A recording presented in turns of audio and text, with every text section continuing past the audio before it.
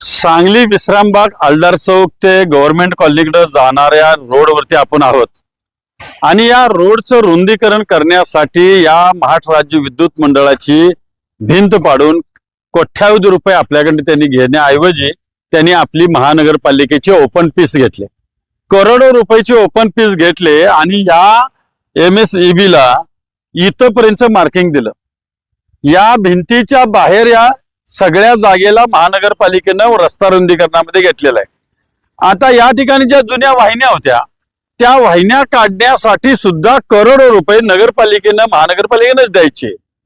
आणि आता महत्वाची गोष्ट, मी एक व्हिडिओ प्रसिद्ध केला होता, या कंपाऊंडच्या आतमध्ये त्यांचा भाग असताना त्यांनी ह्या नवीन वाहिन्या ज्या उभ्या केल्या त्या सुमारे या भिंतीपासून 6 फूट बाहेर केल्या।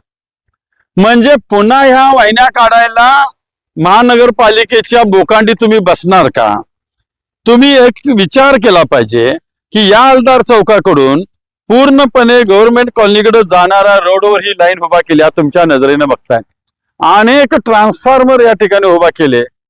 महाराष्ट्र राज्य विद्युत मंडळानं विचार केला पाहिजे की महानगरपालिकेकडे पैसा घेता आणि पुन्हा तुम्ही आमच्याच हद्दीमध्ये तुम्ही अतिक्रमण करता, ही काय वतनदारी लागली का तुमची?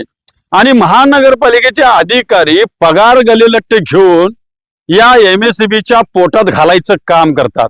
यांची पोट कमी आहे का? भरलं नाही का यांचं? किती लुटणार आहे तुम्ही महानगरपालिकेला?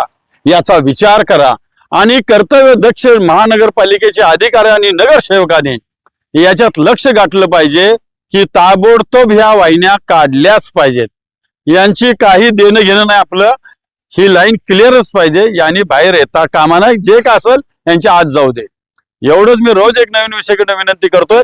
आणि जर का तुम्ही लक्ष नाही दिलं तर मी महानगरपालिकेच्या नगररचना विभागामध्ये आंदोलन करीन, याची नोंद घ्या। धन्यवाद।